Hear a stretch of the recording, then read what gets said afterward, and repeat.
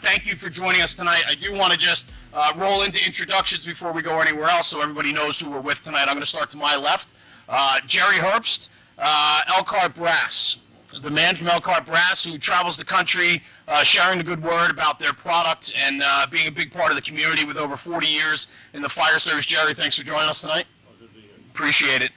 Next I have Captain Brent Brooks from the Toronto Fire Department and High Rise Fire Training.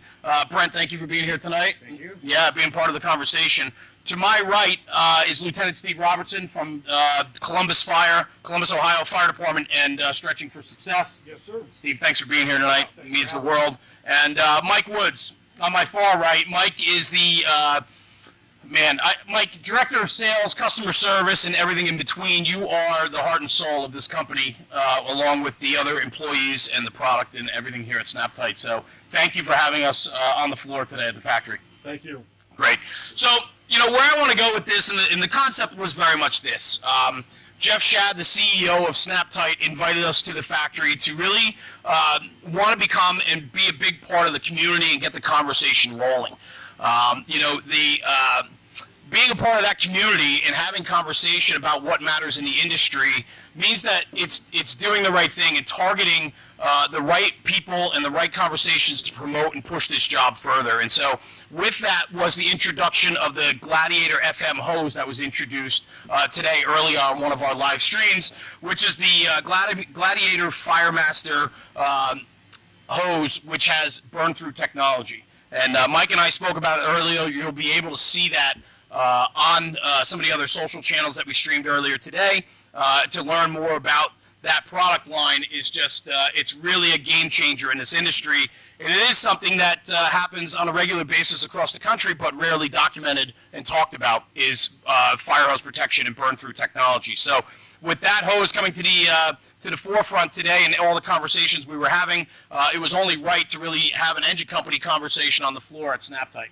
And so that's where we are tonight. And I just want to say to Jeff Shad and the crew at Snap-tite Hose, thank you for hosting this event and having us at the factory this evening. And truthfully, I want to roll right into this because with this panel, there's going to be a lot of incredible information given tonight. And I'd like to roll into that. But I do want to say this: we are streaming on multiple channels tonight, and so anybody watching, I'm sure there's going to be a lot of questions, and you can absolutely make comments in any of the platforms that you're watching, but I will tell you it's going to be very hard to get to all those questions tonight, and so we will circle back at a later date and hopefully answer or engage you with your questions, and that goes for everybody on the panel here. And so with that being said, I'd love to segue right to Jerry. Jerry, we saw the process here today, the testing, the quality control, and how important that is to the Snap-tite brand. I know that's also very important to the Elkhart brand as well. And having you here today really reinforces the community conversation and so on of brass tacks and hard facts. What you guys have done to market good, solid, reliable information that's vetted through experienced people in the field. You being here today adds that validation to how important this conversation is. And so I'd love to start off with that, testing, validation, the science behind the project. How important is that? Well, it's critical. First off, humbled to be a part of the group here. It's ironic. I've done broadcasts from our factory floor, and there's an irony to being at a hose manufacturer's factory floor because our product's kind of dependent on theirs for the whole thing to work, and that's really what we want to talk about first. I think is the systems approach to an attack package and how absolutely critical it is. Sure.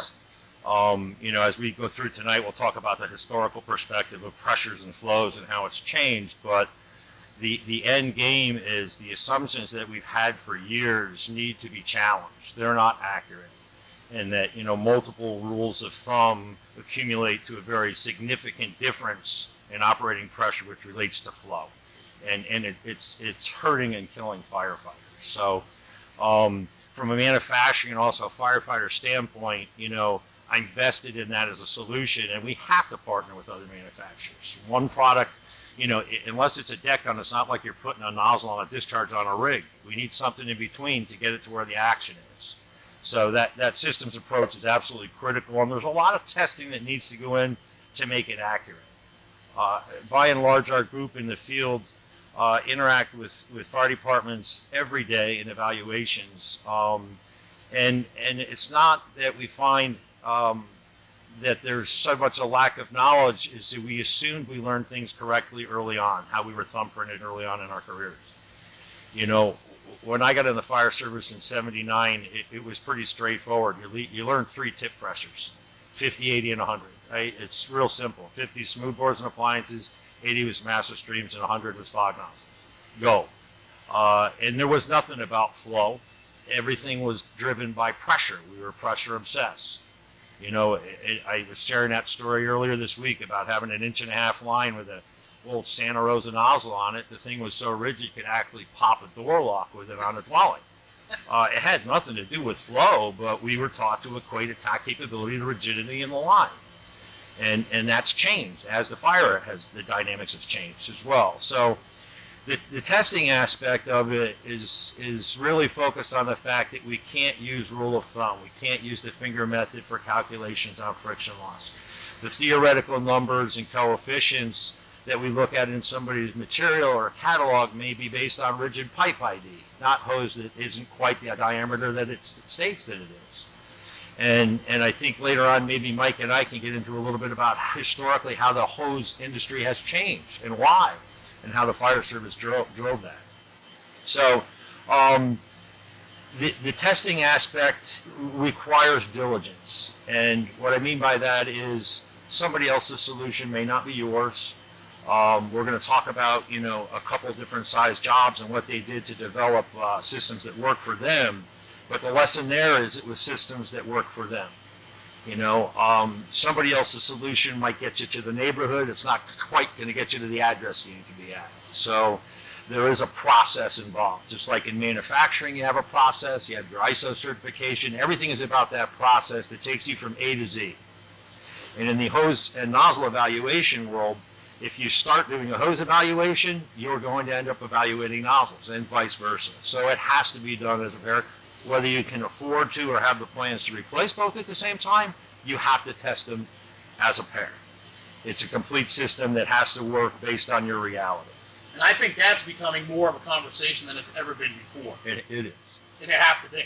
It does, because it's like the perfect storm. It's an accumulation of assumptions that all of a sudden rock your world. You know, it's a design of a nozzle, not necessarily a brand. You know, what design are you using? Is it designed to operate at 100 psi? Are you switching from 100 psi maybe to go to 50, like most of the industry is driving towards lower pressure because they can flow more water with less nozzle reaction? Well, that's great so long as the hose operates at 50 psi. Not every hose is designed to operate at 50 psi, nor is every nozzle.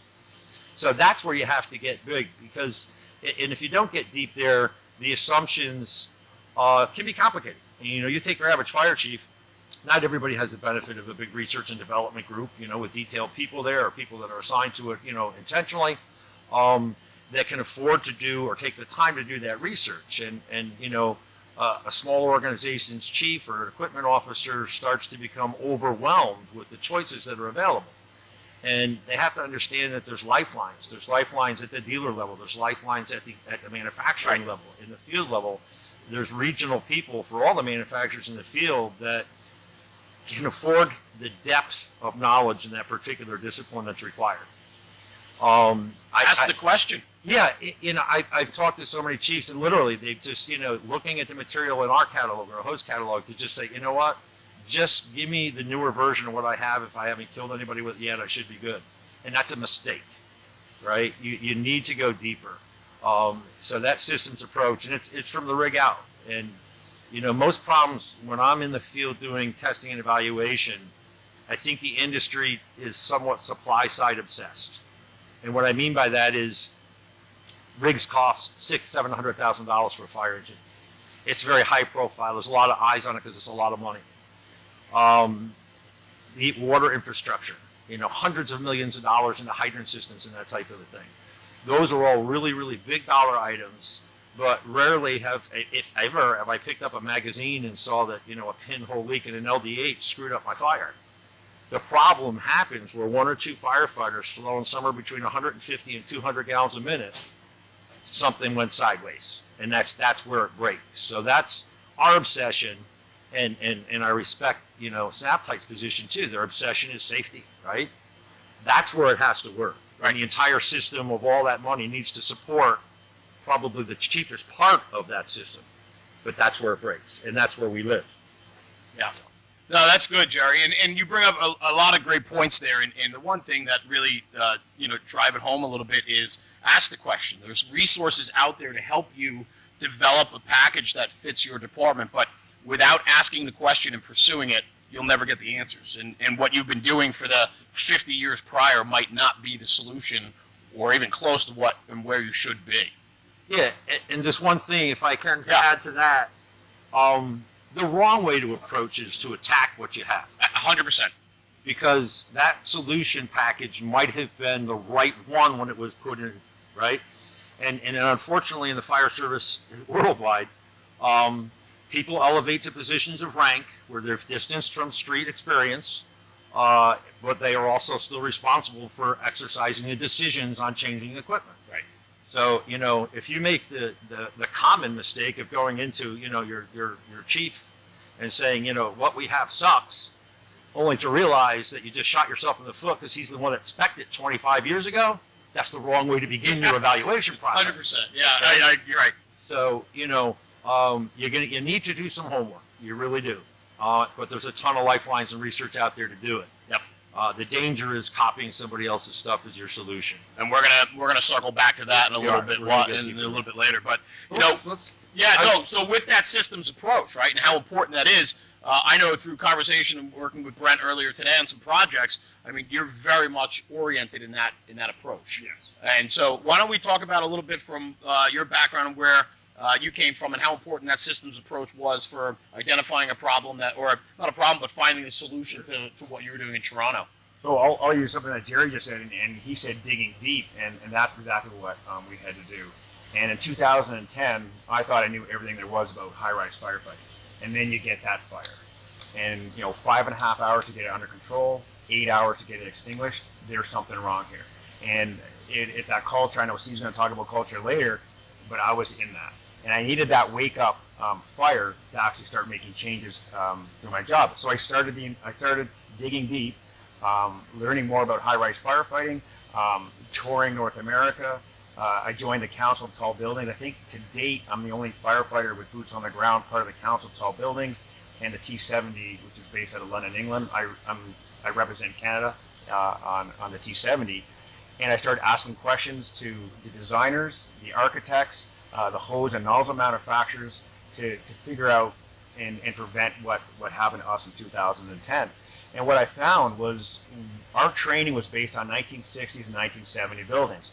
You know, 2 stairwells, 28 stories, you know, kind of, you can see the one stairwell from the other stairwell, simple type stretches, but that's not where we are today. We have hybrid high-rise buildings. They're complex. They have podiums. They're super tall, and they have different systems. And I found in the States, majority of buildings are class 1s. North of the border, we're majority class 3s. There's a little bit of tactical changes when we start fighting fires in these buildings. But we're using 1.5-inch hose lines with fog nozzles. And no matter where you are, that's not going to work. But I couldn't do it by myself. I had to get people on my team and experts on my team because I don't know everything there is about firefighting. I had to get that team. So I got the John Evans, the Mo Doyles, the Pat Doyles, people from my department who are experts in certain tasks, and I built that team. Nice. Once I had that team built, we started to expand. We started looking at different hoses, started looking at different nozzles. That works for our system in our city, and we finally found that. That's fantastic. And you know, that's really echoes what we were just talking about is, you know, asking the questions, right? Putting together a team to pursue it, and then finding a solution, right? Yeah. So that solution brought you, can we talk about some tactics and maybe some of those solutions that you found that helped create the environment you have today? So we are unique in our city. We do have 2 dedicated high-rise units. They're staffed. We have a crew of 4, and our tactics are kind of, I would want to say abnormal, but they're just different than what other cities are doing. The high-rise unit has specific nozzles, specific equipment geared to high-rise firefighting. And now that we have 2 in our city, we're not going to be first in on most fires, but the engine company's in there and they have a line laid, it'll be 2.5 inch line in our case. We're going to bring a special tactic to this, but we need that line to be laid for us so we can add to the front of it, add a different type of fire tactic if that's not being used. So if it's communications, if it's improper flow, we can troubleshoot the systems and make it happen. So we're unique in the fact that we do have high-rise specialists in our city. Yeah, interesting for sure. And I'd love to, in hearing that, I'd love to segue a little bit just to my right with Steve and how they do it, because, that systems approach and really identifying tactics and procedural items that fit the framework of how you operate. And so I love always hearing how different departments work and so on. So Steve, I'd love to hear just a little, maybe baseline about what Brent was saying and how you guys go to work. So we looked at it a little differently.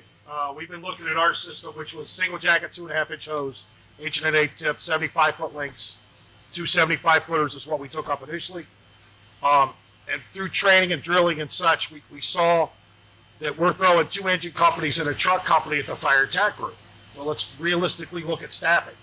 In our city right now, we're pretty short, so we can run 1 officer, 2 firefighters on an engine company, Okay. 4 on a truck. So I lose 2 drivers right out of the chute, right? So that puts me down to 4 people. So then I lose a guy at the standpipe. Now I'm at 3. Now I lose a guy at the door. I'm down to 2 people trying to move 2.5 inch line down a dirty hallway. Right. We found that through drilling that that's not a realistic expectation for our folks to do. So Lieutenant Bill Ross from Engine 2, unbelievable firefighter, and we started really digging deep. And I called Lieutenant Ray McCormack, and we talked at H-Rock and with Jerry and Chris and Andy Plotkin, and started throwing some of these different systems at it. And then we really started digging deep into testing. And I want to throw just a couple numbers. Our last package weighed 434 pounds. Okay? That was the total of everything. 386 pounds of that was water weight. Just in water weight. So we came up and we tried one 250-foot, 2.5 inch line off the standpipe. And then we did 2 50-foot lengths of 2 inch with 2.5 inch couplings. We put an 1.16" tip on that. So that gave us 240 gallons a minute at 50 versus 265. But we dropped 11 pounds nozzle reaction in that. But with that being said, we went from 434 to 315. Yeah. And the water weight is only 242 pounds in the new system. So at the end of the day, with the staffing we have, we're going to leave that nozzle open longer. And with the reduction in water weight and total weight, 120 pounds difference in the package, we're going to move down that hallway much more efficiently. Sure. Now, that brings us to another thing. We have a low pressure option that we never had with that. When you start getting down to 50 PSI with an 1.16" tip, you still got plenty of volume, but your reach is terrible, right? We're puking water now. Right. I use the funnel method of that. You got to funnel the big end, you're dumping it out through the small end to the big end, it just falls out. But if I turn that funnel over and I make that opening smaller, I add velocity and I add reach. So when we get to 50 PSI, we spin off the 1.16", we spin on a 15/16. And with us at 50, we're still getting 153 gallons a minute, and we're getting another 20 to 30 feet reach. So we go into 1,200 square foot for structures all the time, right? First floor's off, we take that line through, we walk out the back door, we put it out. What kind of water are we flowing there? 160 gallons a minute, give or take, depending on your nozzle. But for us, it's about 160 gallons a minute. So now I'm going into an 800 square foot apartment, but I just happen to be 15 stories up. And everybody's like, oh, we can't do that. It's only 150 gallons a minute. Wait a minute. Right. There's got to be some common sense built in here. The reason we stayed with the one section of 2.5 versus all 2 inch, just that absolute worst case scenario, that pre-93 system, the PRV that's set wrong, I can add a length to that, and my friction loss numbers are about 6 per 50, give or take. It's much less, so it just gives us a little more fudge factor in the bad situation. But it goes. The system works for us. His system works for him. Yeah, 100%. 2 urban jobs, but we have completely Very different setups. But we dialed this in for us.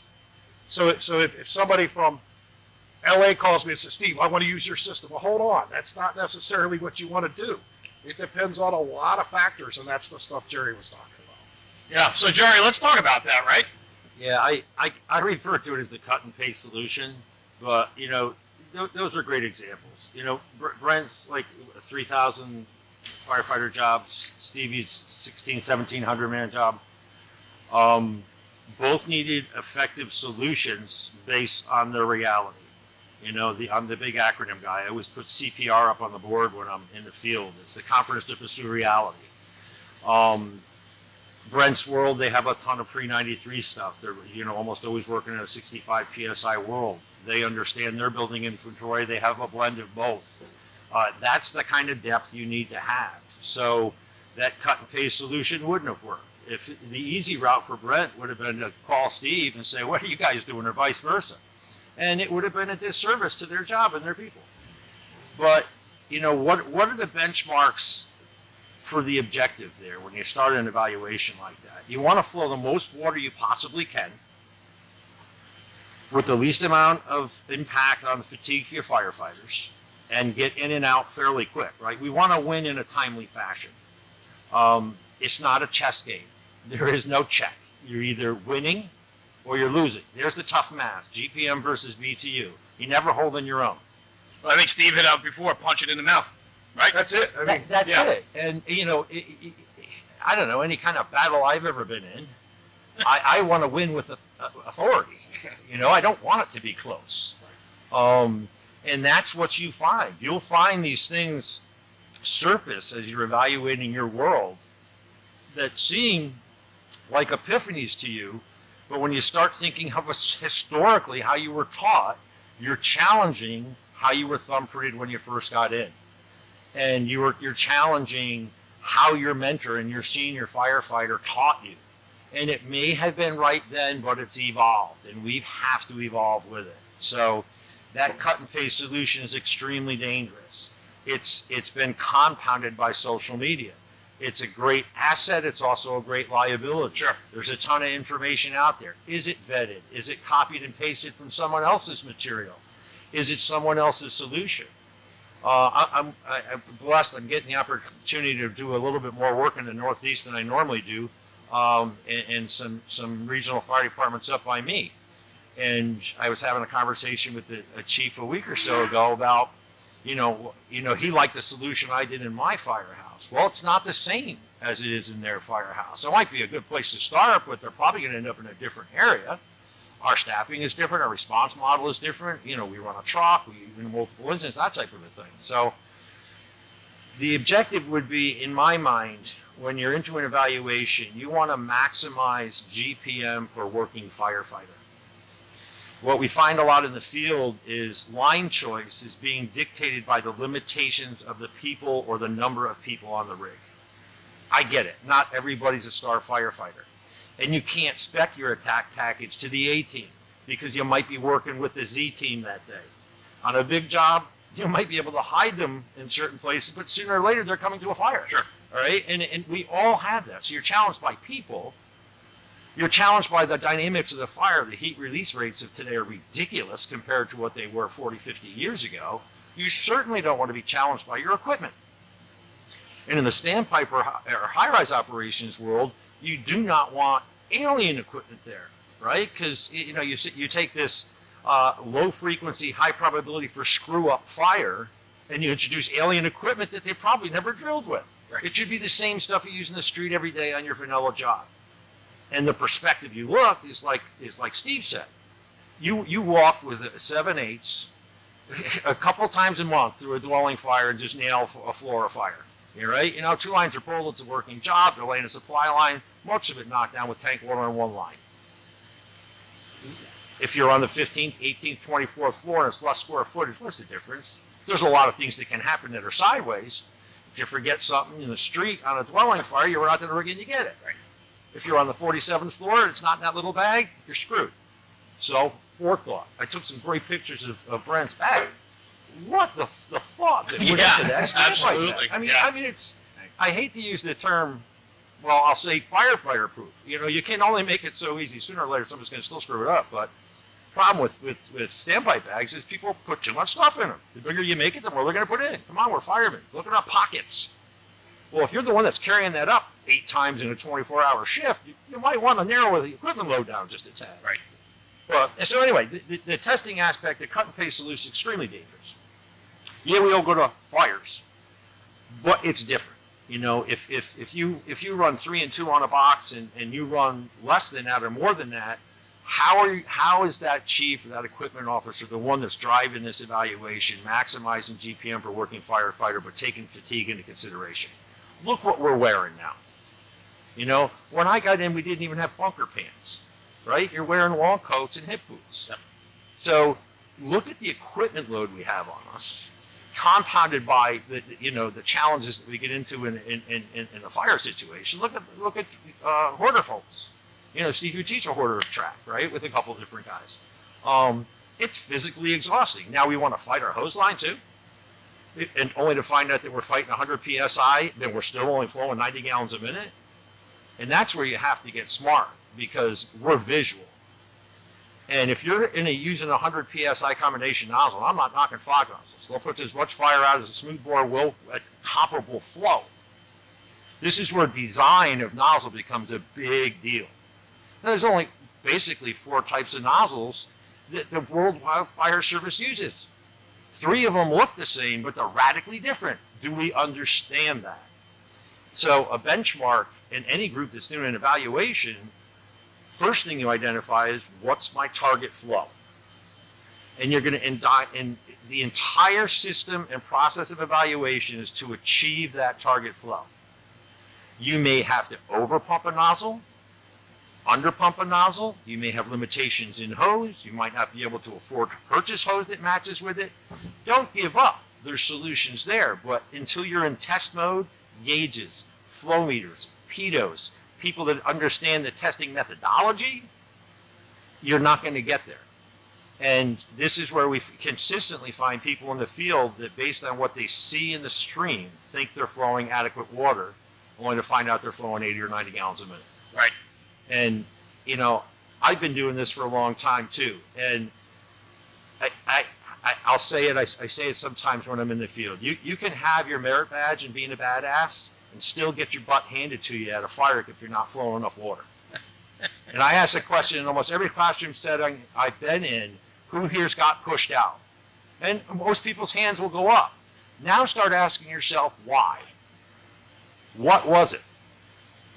And when you're in an environment, you knock down the walls and you're talking about hydraulics. That's why it's so valuable to start with a committee inside, in a classroom, just doing fire talk. I would add something to that. Yeah. It goes, what you just said, goes against everything we were taught. Absolutely. Young. If you got on from 85 to 95 or 97, maybe even 2000, it goes against everything you were taught. You were taught you pump at 150, you cook at 350. That was it. That was the only 2 numbers that mattered. And to sit and try to talk to somebody that's got experience, that's respected on the job, and go, you've been doing it wrong all this time. Yeah. That's probably not the way you want to approach this. Yeah. It's, hey, have we looked at this? Yep. Let's look at this in a different light. We're looking at the same thing. We're just going to go about it in a different manner, because it goes against everything we were taught. If you got on to probably 2000 or even 2005, Absolutely. you were taught, and it's still being taught incorrectly. Yep. So the old guys out there, if there's anybody watching, open your mind up and listen. Young guys out there, stop trying to shove it down the throat. There's a way to do this. There's a way to do this. You start messing with stuff in the bay, what happens, Jerry? If I'm out there by myself, I'm messing with something. What are you doing? Yep. And then when you're out here with me and I'm showing you, what do you do, Brett? Hey, what are you two doing? And before you know it, you got the entire shift out there drilling, and they didn't even know they're drilling. Yep. So there's a way to do this. Stop trying to be, I'm smarter than you are today. Right. So I'm going to show you everything I learned at this conference, and we need to change, Chief. We got to change all these things today. I'm going to come back and ask you for $20,000 worth of hose, $15,000 worth of nozzles, and we got to do it today, now. You're going to get nowhere real quick. Right. He'll actually laugh at you as he kicks you out of his office. Yeah. Right? And if we're still on talking different packages, and I know there's no set package for every city and every fire department, but there are some things that should be in every package when we're talking high rise. Absolutely. And it's your gate and gauge. That has to be part of your package. And for standpipe operation, it's going to be your smooth bore. Yep. Start with those two items. Work on your hose. Work on that package. Yep. And you'll be set. But you do need those two things: your standpipe gate and gauge, and a smooth bore for standpipe ops. Yeah, and part of that conversation too, we will outside of this roundtable show off your bag, because it is an incredible visual to see. Oh, it's awesome. Your high-rise bag and what you guys do in your company up in Toronto. So for sure, Steve, just swinging it back to you a little bit, right? I mean, you are stretching for success with your crew, and you travel around the country, and you guys are out there putting a hose on the pavement every single day. And so, you know, Jerry talked about the cut and paste, and how important is that concept? I mean, stretching for success, you got to set your people up for success even before you put the hose in the street. Absolutely. So talk about that a little bit. So I look at a few things, and when you look at that tactically, to me, I look at it in three things. You estimate the stretch, you position the engine, and then you choose your attack line. And if any of those three things go sideways, you're in trouble to start with. Right. So to me, when I talk about estimating the stretch, I'm going to throw out just some quick numbers. It's not hard, but I've done a few videos on this. It's out there if you want to look into it and see it. But if you know your neighborhood, okay, so let's say, Mike, you live in a subdivision, right? You look at a subdivision. When you look down the street of a subdivision, all the setbacks are the same, 20 to 30 feet.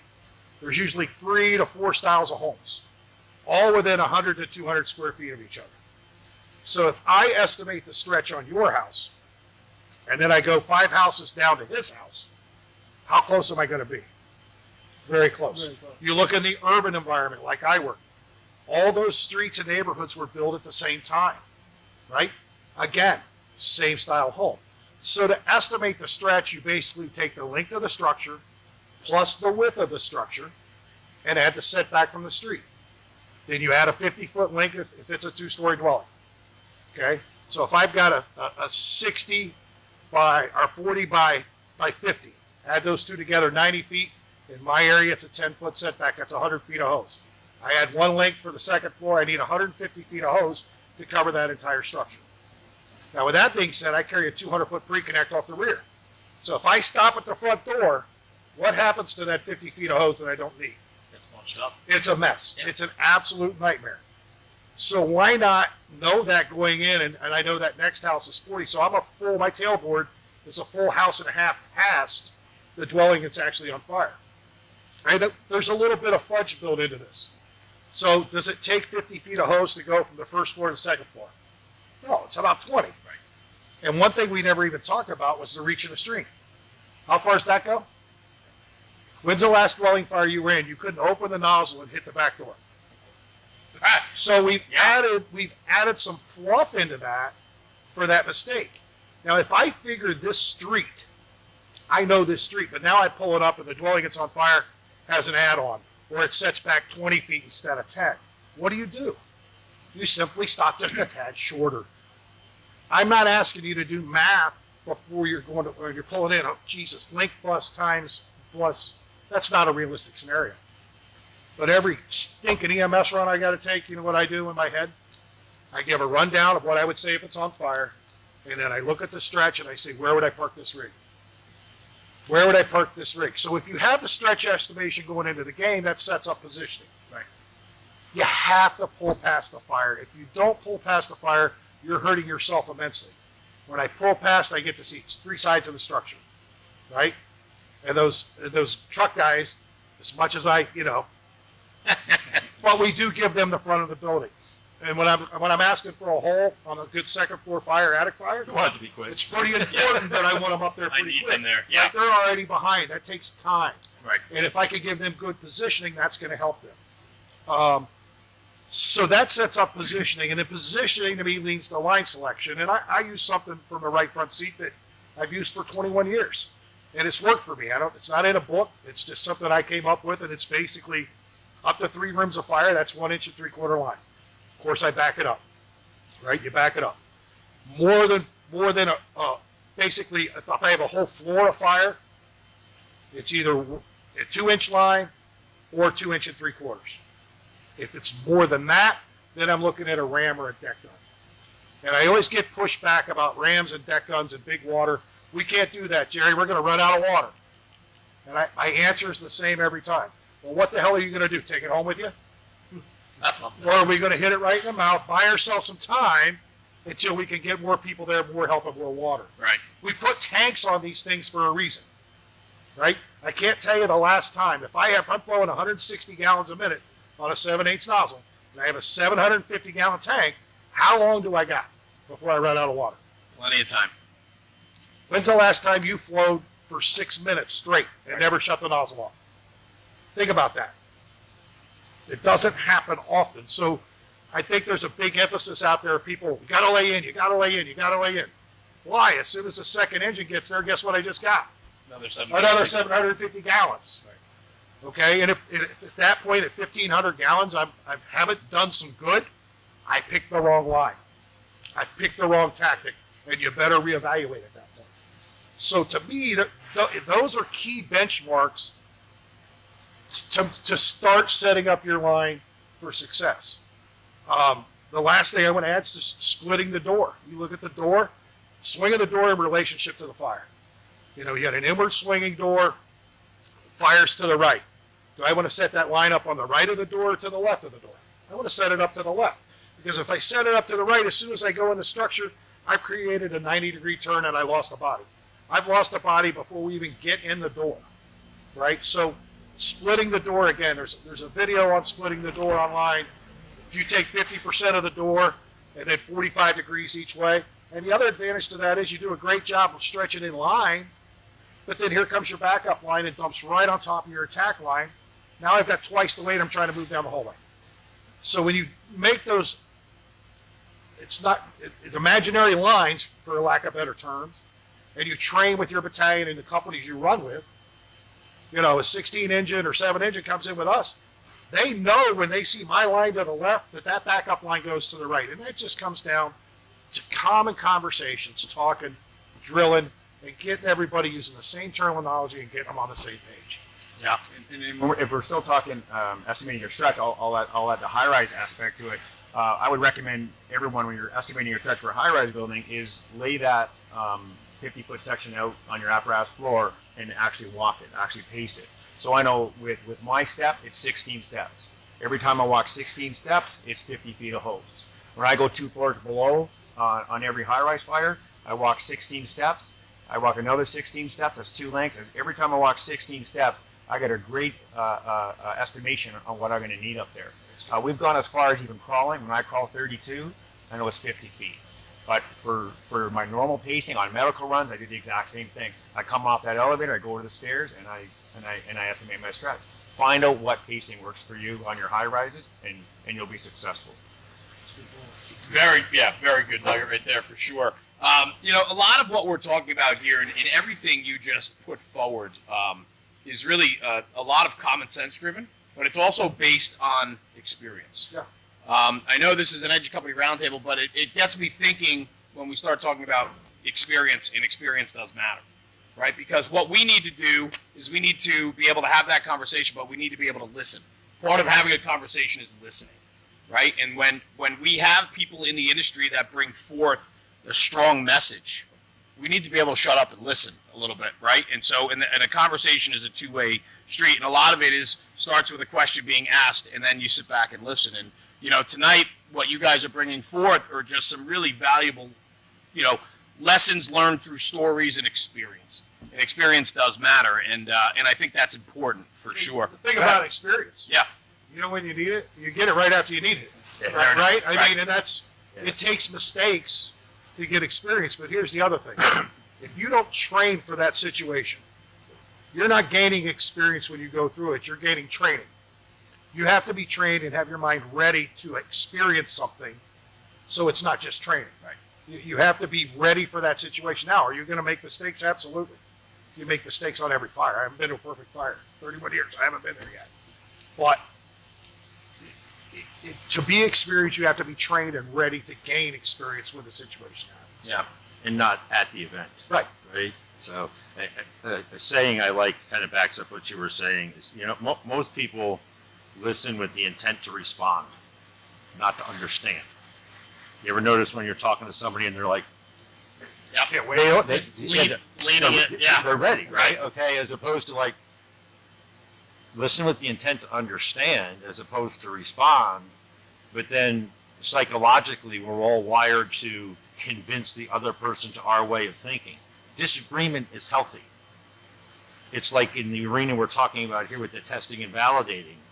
Even if you're a newer firefighter, with due respect for rank and authority, you have every right to ask what you're flowing out of your attack line, right? There's only a couple things that keep you alive in a fire, right? Yeah. Your costume, your mask, and your weapon. You got right to ask the questions. And if they don't know the answer, that's a problem. Yeah. But we get to the point where we assume we're okay because water's coming out. And sooner or later, everybody wins. Unless you're at the mine fire, and right, Centralia, Pennsylvania, that's never going to go out. Everybody wins sooner or later, but what part of the triangle are you taking? You got heat, you got oxygen, you got fuel. We're supposed to go after the heat. But occasionally, we consume fuel to the point where what we flow puts out what's left. That's a good point. Okay, and how's that story end? Well, at least we didn't hurt anybody. Well, you know, when I was a chief and I wasn't at a fire and the story ended well, at least nobody got hurt, that's when you start asking questions because they screwed it up, you know? But that's the reality factor. That's that danger of that cut and paste. Great examples, I think, of the byproduct of deep dives, in-depth evaluations. You're primarily a 2.5 attack. They went primarily 2-inch.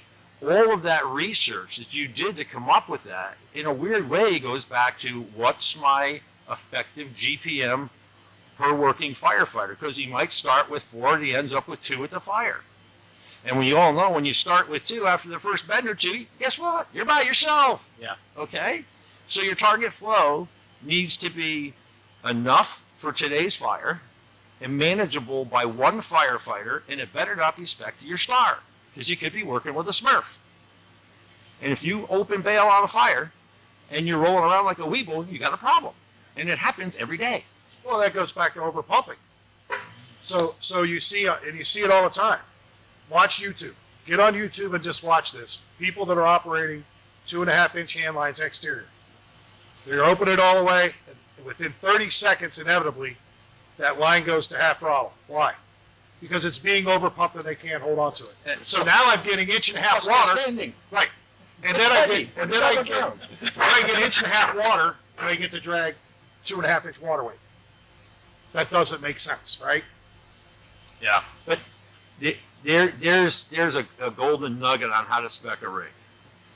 GPM per working firefighter. Stevie mentioned rams before. We pull 2.5 frequently based on the fire load. And if you have a ram, even if you only have 2 people working, even if you got 1 in the back and a boss, 2 people can pull a ram in a 2.5 in stationary position without breaking a sweat. You're flowing over 800 gallons a minute within 60, maybe 90 seconds of the air brake. That's big water. You get this aversion to people pulling the 2.5 because what do they remember? They remember the academy with 5 or 6 people lined up a little choo-choo train. They probably had 100 PSI nozzle on it with 130 pounds of nozzle reaction. It's like advancing a telephone pole. Who doesn't want to do it? But think of it in this paradigm. How long are you actually on the 2.5? Shouldn't be long. No, we were talking about, I always use a garage figure. You know, you take 2-3 bay garage attached to a wood frame dwelling, and the garage is off, and it's already into the breezeway, so you know it's going to eventually make it to the house. Is that a 2.5 hit? Yeah, that's a 2.5 hit. And like, you hear things like, I only had 2 guys, I can't pull a 2.5. Well, how many firefighters does it take to do a stationary knee pin hit with a 2.5? 1. But it shouldn't be the first time they do it at the fire that needs it. Right. But you own progressive fire growth in about 30 or 40 seconds with that line. And to go deeper off that, spin the tip off, and what do? Extend your line, Stand your hand line right off of that, go clean it off. Do the same thing on the ram. But if you don't do that and you chase it with a small caliber line, compounded by the fact you're flowing 90 gallons a minute with 100 PSI automatic, you're going to burn some house down. But you'll never run out of water. It just might take a little longer to burn it down.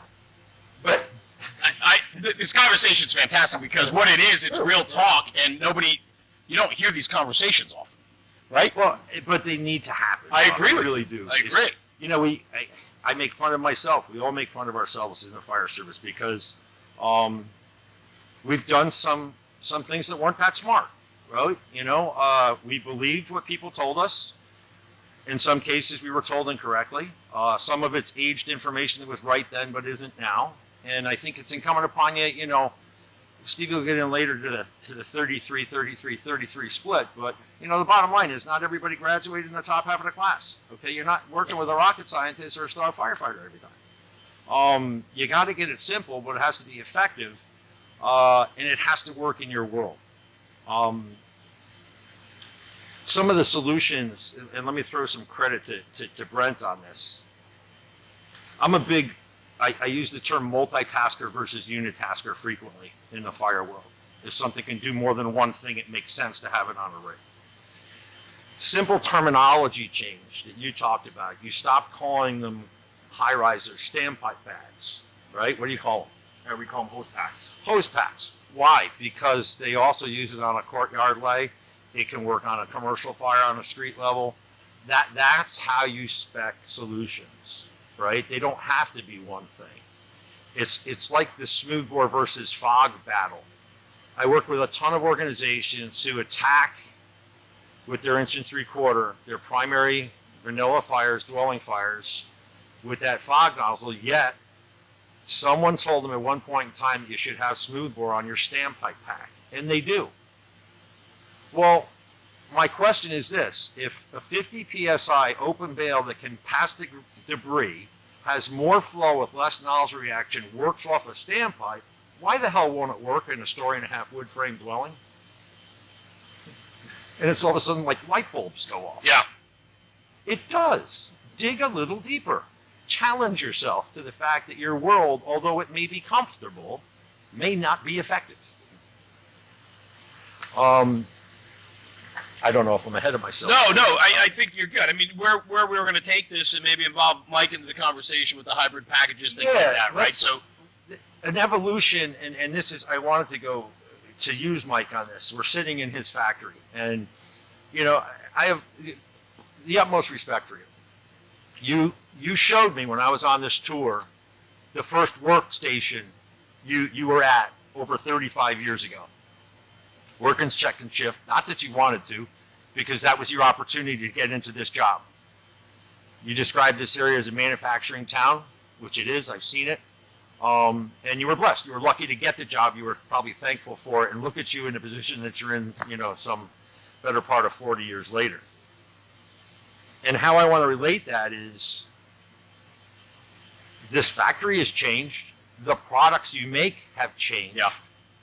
If I was to ask you 35 or 40 years ago, how many different 1 3/4 hoses you offered, what was it, maybe 2 or 3? Yeah, less than half a dozen. How many is it now? Pushing 20? Yeah, plus. Okay, so it's evolved. And you can't, that complication with hose, I can't find a way to blame the hose manufacturers, because all they did is what the fire service asked them to do. right. You know, a major urban fire department on the East Coast did a ton of research and moved from 1.5 to 1 3/4. Right? They did it with hose that wasn't truly 1 3/4, but they did it to match a flow of a 15/16 tip. So the decimal equivalent of 15/16 is 0.9375. 9375 times 2 is 188. It was after the Freeman ratio. That's what they were looking to get in the right neighborhood for an effective fire stream that had enough volume where they didn't always have to pull a 2.5. And we all followed it, right? We chased the urban standard. But who here runs 6 people on an engine, right? No. So, you know, is 15/16 harder to push than 7/8? Yeah. So now, you know, that is changing, just like hoses changed. The nozzle pairing of 40 or 50 years ago, like when I first started, we had the red line, we were still using boosters. We had 2 choices. 1.5 or 2.5. It was pretty easy which one you should use based on the fire. If it was a big fire and you pulled the little hose, you burned it down. 1.75 was a game changer. Why? We got more volume, right? Granted, we added a little weight, but we could also increase our flow capacity. We weren't smart enough, I think, by and large, some were, a lot weren't, to change their PDPs and their nozzle setups at the same time. So in many cases, all they did was add weight. You know, 1.75 that's 1.88 or 1.9 under pressure weighs more than 1.5, right? So the evolution, and Mike, you tell me your perspective on this. It wasn't that the products were wrong back then, was it? No. Did you respond to input from the field? Is that how it evolved? Yeah, that's how it evolved over the years. Listening to, you know, as the industry changed, you know, hey, we need this type of hose, being able to produce that and match it up. But it hasn't been until recently to where, you know, the concept is, look, it's when they say hose is hose. Hose is not hose. Not all hose is the same. Okay, they're built for a specific pressure, a reason, and along with that is, you know, the nozzle. I mean, you could have a great nozzle and a crappy hose, or vice versa. You could have a great hose and a crappy nozzle. It's a system. It all has to work together. How many times have you seen that though? We're out training or out teaching. Yeah. All right, let's pull this line, and you look, and immediately you go, manufacturer A has this hose, and then you look at the nozzle, regardless of manufacturer. It doesn't matter. I know this doesn't match this before I even start. Before we even put water in it, I know the flows are going to be off. Yep. It's hard. It is, and you know, it's not something you can't make fun of it, but you know, I mean, good examples of that literally are I'll ask somebody what design nozzle they use, and they answer with the brand. Right? Well, you're using a combination on, I use an Elkhart. Well, which one? Is it a selectable, a fixed, or an automatic? I don't know. It's a fog nozzle. Now, And then I inevitably I'll ask, like, well, what do you flow? And they answer with the PDP. That's a problem too. It's a different number. But is it their fault? No, but is it our responsibility to challenge ourselves together to find the right solution? Now here comes the reality of both our worlds as manufacturers. I'm dependent on his, and he's dependent on mine. Not everybody can afford to go out and buy the perfect solution that matches well. Right. So, you know, if you were to ask any of our guys in the field, and like Steve is saying, you know, some things are obvious when you start working with the group, we might have to work outside of the spec to provide the correct solution. What I mean by that is, let's say you want 15/16, you want a 185 flow, but you got the wrong diameter hose, it won't operate at 50 PSI, and you got all sorts of whip, right? It's gonna take your teeth out. Do you give up? No. Maybe you back down to a 7/8 and pump it hot. You build up a little bit more back pressure, you're not sacrificing your target flow, but you've eliminated a hose problem. That's how you have to get creative. I've had jobs that I've worked with that literally look at a stem, like on a chief nozzle, it says 175 at 50. And I'm like, well, let's, you know, well, we can mimic a 1 inch. Let's push it to 210. You can't. It says 175 at 50. Okay, I don't know. Right. I made it. Let me try. Jerry, I just say that perfect example. I use a 150 at 50. I over pump it by 10, it gets me 160. And that's the wheelhouse I wanted, but that's the combination I had to get it to work, for everything to work correctly. So there's more than one. Don't just think, I got to buy all new stuff. Yeah. You might have to get creative. But if you don't understand the design of what you use, you won't be successful in that. So, you know, I've said it in Brass Tacks Hard Facts, and I say it all the time when I'm in the field. Over pumping or under pumping to solve a problem makes sense. By accident or solely to make it easier for somebody to hold on to is a mistake, right? Because there's an implication based on the design that you're over or under pumping. For example, it would be an automatic nozzle. You know, an automatic nozzle, regardless of who makes it, has a spring mechanism in it. And it's designed to be constant pressure with a variable flow. All automatics have a flow range. So you look at that automatic and it says 60 to 200 gallons a minute at 100 PSI. Well, if you get it to 100, what are you flowing, 60 or 200? Or are you guessing? Right. Well, without a flow meter, you're guessing. It's a matter of RPM. But the design of that nozzle will give you a false visual impression that you're okay. And what I mean by that is if you were flowing 60, or even if I went and put a 90-degree kink in it, that spring adjusts and maintains the pressure interface at the stem. So the stream visually looks good, even at compromised flow. So there's another good example of what you could put in as a benchmark for evaluation. Do you want a nozzle that will not give you a visual that you have compromised flow? If the answer is no, then put that point into the evaluation. Don't say automatics suck. You just don't understand how they work. And you want a nozzle that will give you a visual indicator that you have compromised flow. Who here's used an automatic? All of us have, right? I always ask this question, I'm in the field. How long do you bleed at the door? Not long enough to set flowing pressure because we're all preset PD now, which is dangerous in itself. You bleed to visually, you see a good stream reach and you hear no more of air. Whether you're flowing 60 or 260. It's all based on what you see. Will I have an adequate stream to fix that? Yeah. That's the only question. No. Will I have an adequate stream to fix that? Yeah. I think we should lose the term bleed the line. Oh, I agree. No more bleeding line, flow the line.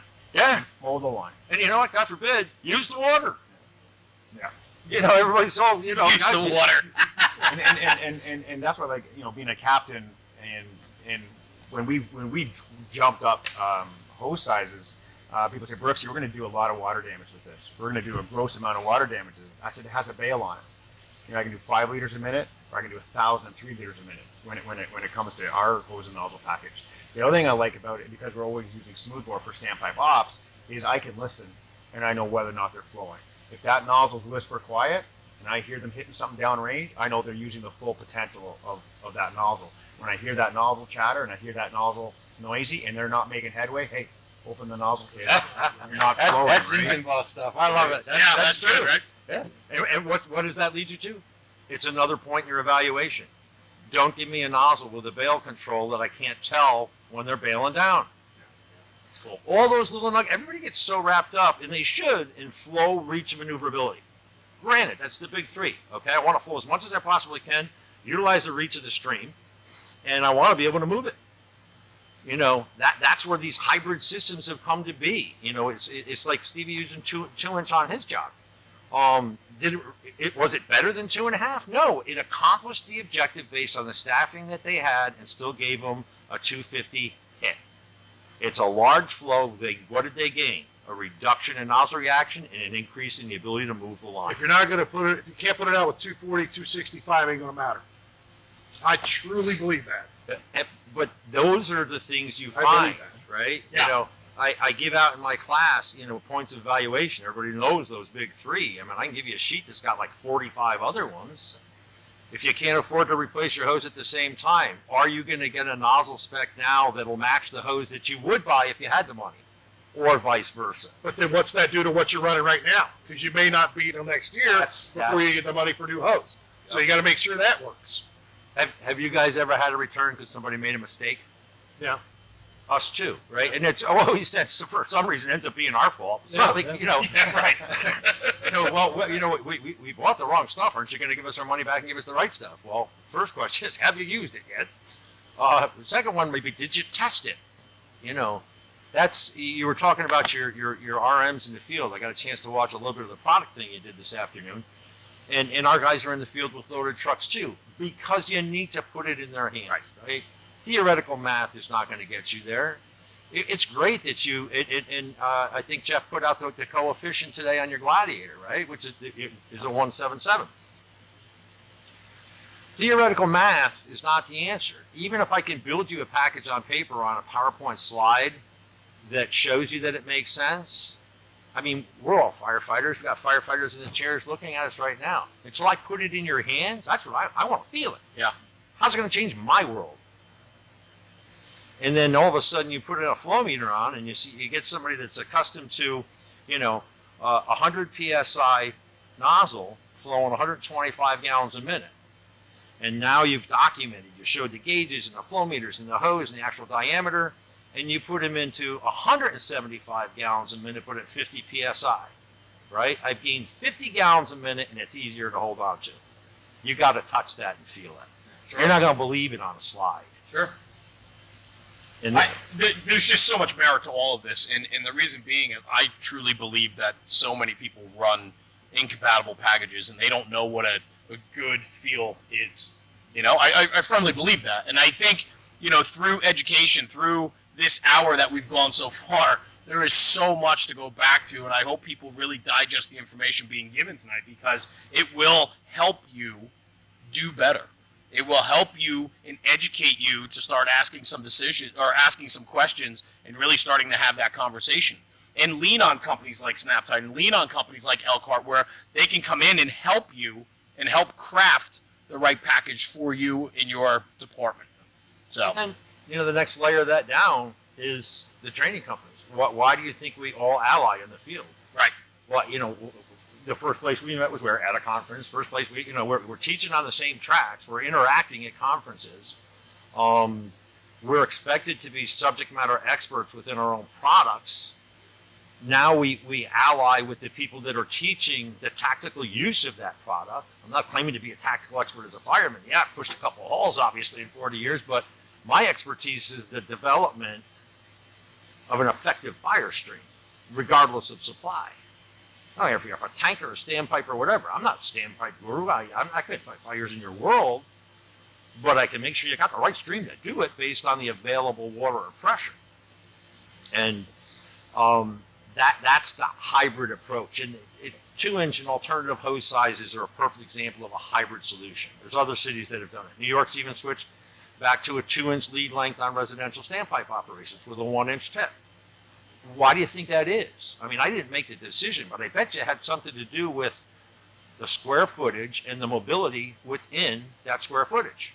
It wasn't on commercial, it was only on residential, which is a smaller footprint than an open floor plan commercial job. That's still 2.5. It's an option that made sense for them. A lot of other people have gone after the same thing. Philly's a good example. Dynamite hybrid system. Combination of 7/8 flow on 160, but 1 1/8 flow on 265, and they carry up both options now. Right? So if it's a small footprint or a small fire, they have the 1 3/4 option, but the Hail Mary's there, just like when you add the extra 2.5. Yep.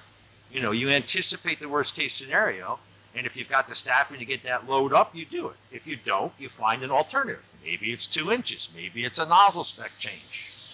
Maybe I can flow more water with the limited staffing I have by a design change in my nozzle. Yeah. Very cool. And I mean, just incredible conversation. All of this gets wrapped up talking about the engine company and moving water.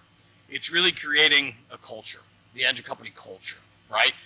Steve, I know how passionate you are. You have programs based around content on engine company culture, everything from choosing your weapon to everything up to the thought process and everything behind it. You want to touch on that? I'd love for you to open that conversation with the panel. The word culture right now is like the biggest buzzword out there. So it made me think of a retired captain, a mentor of mine, Jim Lewis, unbelievable firefighter, captain at Engine 16. He was my captain when I was running recruit training for a couple years. Mentor, just for lack of better terms, a badass fireman. Right. Super well-respected guy. And he said, Stevie, we get something you got to remember. 33% rule. 33% of the people in your fire department are absolutely up here. They do more. They're into the job. They love the job. They do everything they can possibly do to be the best firefighter they can be. 33% of our fire department are very good employees. They come to work. They know their job. They do their job. They just don't do the extra stuff. They may read an article if it's laying around the firehouse, but they're not diving deeper into the subject. But they do the job well. They're good employees. Then there's 33% of the people that aren't into the job at all, that show up, that get in the way most of the time. And he goes, that's just the way it is.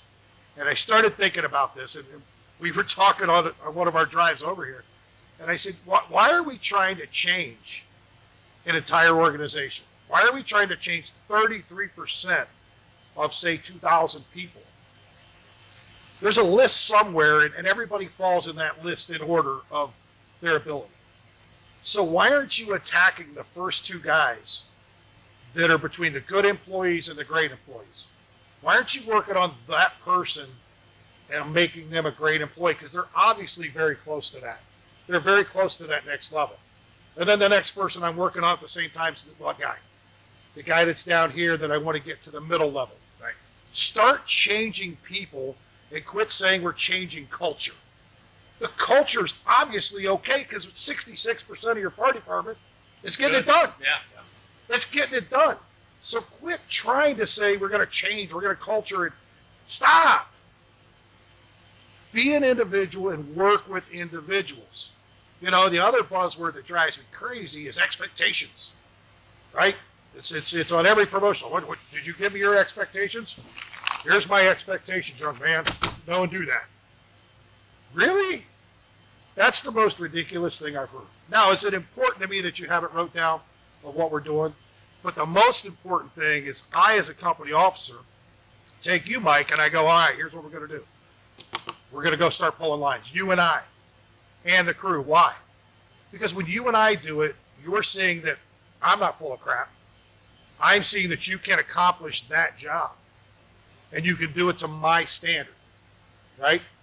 And we go through every one of these things together.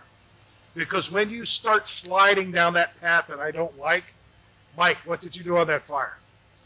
Ah, boss, I did this. Okay, what did you see I didn't see? Well, I just thought we should do that.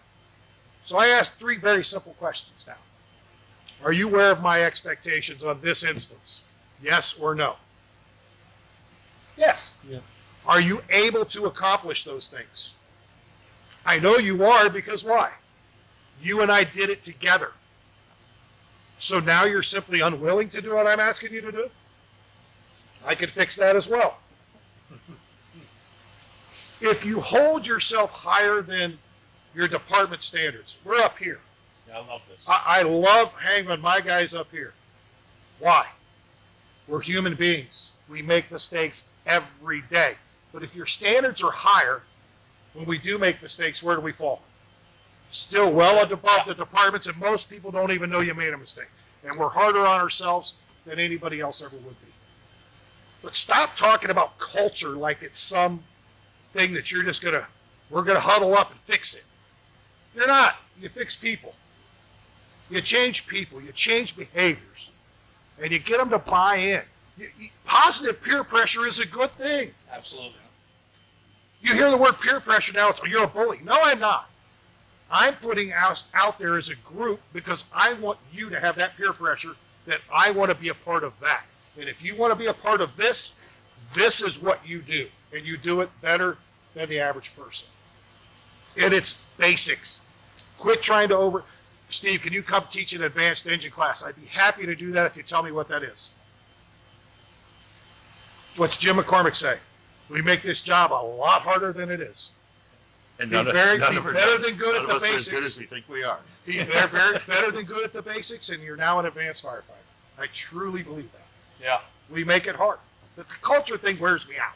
Yeah, I agree. I agree with that. You know, it's an overused word, and it's lost its impact, which is too bad, because I see it a lot on the volunteer side, and I'm proud of it in my firehouse. We do expose that ethic, that cultural approach to the job early. Not unlike what you do with your rookie, with that expectations. You're doing it with them, right? But it's about the company. It's about, I use this at home all the time. 2 + 2 needs to equal 5, especially when you're working light. You're running out 2 and 1, you got 2 engines in a truck, and there's bodies in every rig, it's a good day. In my world, it's not always that way. I don't always have that next layer. Right. So you have to master the basics of your own job, but also the other seat or the boss or the operator, the chauffeur, whatever it may be, because 2 + 2 has to equal 5. And if they buy into that early enough to understand that you shoot for the moon, and even if you miss, you're still at the stars, right? You know the saying, it was on the wall in my mother's house for years. It makes sense. It's like the way you make hose. You don't make it to the minimum standard. We don't make our products to the minimum standard. You shoot above it. Why? Margin for error, buffer. You have motivated firefighters on your company that are high-fiving and fist pumping when you smack a fire in the nose. Now think back to everyone you didn't make a mistake. Who liked that feeling? It's the same, right? It's the same thing. I don't like to lose. And none of us do. And regardless of whether you got on a career job or a volunteer, you're in it because you want it to be part of something bigger, right? You want it to be part of that end result, which is pretty good, warm and fuzzy. But it takes commitment and an understanding at the company level that 2 + 2 has to equal 5, and you're expected to pull your weight. I use this in my world a lot. I'm at the tail end of my fire. I've been in the firehouse for over 40 years. But as a boss, if you're my engine boss and I'm in the back with a kid with his first fire, your expectations for performance are the same for him as they are for me. And they should be. Granted, experience is a tremendous asset. It's his first and my last. We should be able to work at the same pace, the same level, and have the same skill sets. But to go with that, every person that comes through gets the same sheet, the same mentoring program. They get signed a mentor. It's a 9-week program. I don't expect you to do all this in a week or a day or 2 days, but we're going to keep chipping away at this together because it not only I build faith in you seeing you perform it, but you build faith in me and the rest of the crew as we're doing it together. It starts that process of meshing your company together. He nozzle dropped me last night. He did. I had an epiphany in the truck. And I believe I use that word epiphany all the time because it's my job to provide epiphanies to people in the field. And he got me with that. And he's like, why are we trying to fix a third of the organization? Right. Pick the couple that really give a damn and want to move up. Work on that step by steps, like getting first downs. Don't always go for a Hail Mary. But then guess what? When you get those two, what do you got? You got the next two. Exactly. Right? At every level. At every level. It's a nugget, Steve. You gave me a nugget, bro. Oh, and you have to have expectations for your crew as a captain. So you can say for high-rise operators, hey, first alarm call we get every single shift, we're stretching floor below. We're gonna still do our call. We're gonna investigate alarm. We're gonna do everything we have to do. And now that we've invited ourselves into that building, or they invited us, sorry, we're gonna stretch 150 feet of hose from the floor below. And my crew expects that. That's what we do, and they'll start stretching because it's the first alarm call of the day, and we stretch. And that's just an expectation. Discipline. Yeah, and in line with that, I should be, because I'd be remiss if I didn't hit on it with Mike at the table and at the floor at Snap-tite. I mean, culture and accountability and responsibility and everything that we've just talked about, right? I know you're not crazy about the culture word. no, but I just gave you another epiphany. Go ahead. I'll write it down. No, where I want to go with this is very much that, and that's what we've seen in the last 48 hours here, and especially today, that, Snap-tite and where we are really brings that to the forefront, and they epitomize what exactly that is. And so, kudos to Jeff and Mike and the crew. But what were you going to say? Or you're not ready to share? No, accountability. So That's a hot word with me. I've been a boss 20 years. Stuck at lieutenant. Wonder why, but that's another story. But good firefighters want bad firefighters held accountable. Agreed. Why am I over here killing myself when this guy's doing nothing and getting away with it? Why am I continuing to do more? Why do I do more? The good folks, the 66%, want that 33% held accountable for not doing their job. The problem we have, bosses don't want to be bosses. I'm too worried about hurting your feelings, or you're not going to come have a beer with me this week, so I can't step on your toes. I'm sorry. The hug line's over there. You don't like being held accountable, go be a banker. It's no room for it in the fire service. There's not.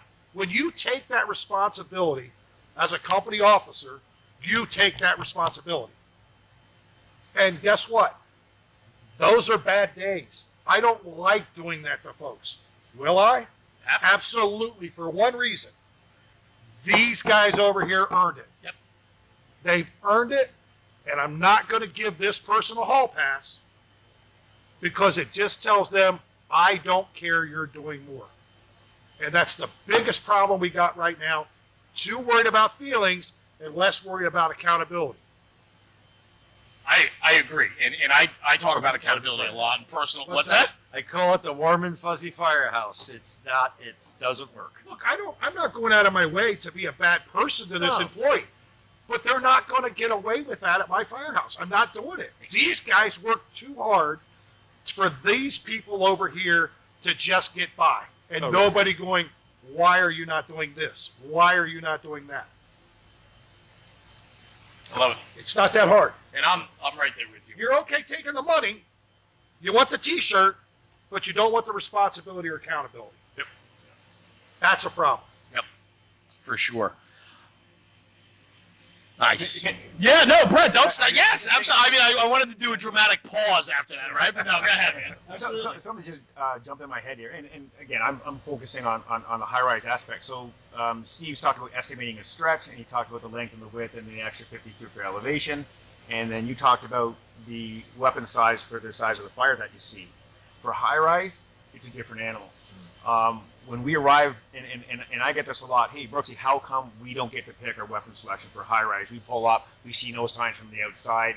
Okay, we're going to use a smaller diameter hose. The problem is that we haven't arrived at the fire location.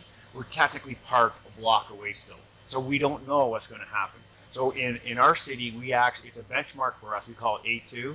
It's our second arrival time. So we'll say, you know, high-rise 332, we're A2. And we've been keeping track of it, and it's an average of 6 minutes. So at a high-rise fire, what is going to happen to that fire when you're in the elevator, when you're going, you go to the CACF room, you go to the elevator, you go 2 floors below, what's happening to that fire in 6 minutes? Sure. You need to bring, for high-rise, you need to bring that big line and bring that mindset, because you've got to anticipate what's going to happen in the next 6 minutes. Yeah, makes sense. Because you wouldn't pull up to a house fire and wait 6 minutes and then decide to pull the proper size hose line. Right. You bring up a great point, and you know this standpipe world gets so cloudy for people. The decision was made for you. The system is designed to flow 250 gallons a minute. You can try and cheat it as much as you want, but on a good day, that outlet's supposed to give you 250. On a pre-93, it's at 65. If you're lucky, it's on a post-93 at 100. Right? You can't cheat it. Have the right gun. You know, don't bring us a bazooka and put a 22 bullet in it. Plaster it. Yeah. And those signs from the outside with high-rise, it means very little or nothing, because if it's wind impacted, all those signs that you'd normally be seeing are actually inside. It's ugly inside. So no signs means absolutely nothing when you pull up to a high-rise. If you do have signs and it's really ugly and you have lots of fire and smoke venting, that's actually a good thing. Oh yeah, because you know what's coming out. Good points. I'm sitting here. I'm one of those guys. I cherish this to no end, because for me, I get to sit here with some great minds and really take it in like everybody else is tonight. You know, we weaved the conversation tonight that's been very good. We've been going for about an hour and 20 minutes or so. We talked about maybe doing 90 minutes or so, and so on. I would like to ask one question before we get out of here. With the minds that are at this table tonight that I truly admire, and I think what your message is, and a lot of the message you bring and the knowledge you bring is bettering the job. You know, I'm still in love with this job every single day. I love the firehouse. I love the fire service. I love the camaraderie. I love all of this, right? And the stories that we get to share. I'd love to hear, like, just, you know, from each of you briefly, or as long as you want to go with it, what's exciting for you? Like, and I don't want to put you on a spot, but, like, you know, over 30 years on the line, right? Jerry, over 40 years, Brooksy, I mean, 27. Right, 27 years. Like, you know, you guys still obviously have a burning passion inside you, right? Even Mike, you know, here, 35 plus years, right? I see it just emanating from you, the conversation tonight. It's passion, right? It's the passion to share. I don't know, Jerry, I mean, would you still excites you. You still enjoy the conversation. I do. You know, on the fire side, I think what really still excites me is I've always liked working with newer firefighters and younger firefighters. I'm not threatened by that. Yeah, I guess I could call myself a dinosaur because I've been in so long, but I'd like to think I kept up too. I remember what it was like being new. You know, I like enthusiasm to be infectious. I relate an analogy to new firefighters. To me, they're like clay because they're moldable. You can shape them. You can turn them into what you think they need to be or they should be before they're exposed to heat. Because what happens when you expose clay to heat? It sets up. And if it's in the wrong position, sooner or later you gotta break it. So it's worth the time early to mold it correctly. And, you know, I guess if there's anything, you know, at the tail end of my fire career and even my business career, I'd like to say is I hope that I've made a difference, and I know that I can make a difference instilling enthusiasm and spirit and passion for the job to someone who's fairly new at it. Whether it's a story of a screw up, and we've all had them, and I still make them to this day. I'm not embarrassed to tell those stories because they have value. Yeah. And there's the word. Let's make that our buzzword for today, because we do it at the company level, we do it at the fire service, the company, the officer level, and the firefighter level. Add value. Leave it better than you found it. I agree. That's what drives me to this day. I love it, and Brooksy, absolutely. I just want to say, Jerry, thank you for sharing that, because you know, you guys didn't know that question was coming, and and with that comes the heart behind that. So I appreciate you sharing that, and then for all of you. But Brooksy, yeah, talk to me. Exact same thing. It's getting to those younger firefighters. So just before I came down here, you know, we had a call. We did our stretch. We flowed our gauge, and it became a police matter. And we had to stand by, and the police wanted us to move our standpipe operations to a farther outlet. So our rookie, he hooks up, and he goes, "Brooksy, the 18-inch pipe wrench isn't working." I said, "Is there a little piece of aluminum on there that you can bend with your thumb? The little that little plate?" He goes, "Absolutely." I go back and try that. So he goes back and try it. Then I get back to the station, and I hear him telling someone else on the other truck, "Hey, if you're ever using the 18-inch pipe wrench and you can't get it in that valve wheel, there's a little piece of aluminum. Bend that with your thumb." And I'm like, "Yes, that's a win." And I'm like marching down the hallway, biggest smile on my face. Yeah. That's why I grew the mustache, so no one can see that smile. So I was happy. I was really happy. That's a win. That's a great story. Thank you for sharing that, and thank you for being here, of course. Steve? Couple things. I think more than anything is people. Watching people grow and develop and watching, you know, I've got battalion chiefs now that I had as rookies. So watching that development and watching them do things the right way, knowing that we instilled them and set them on the right path. And the second thing is like passion, the passion for the job. I can't teach passion. I can't teach somebody the passion that I have for this job and helping people. But I believe if you surround yourself with passionate people, it rubs off real quick.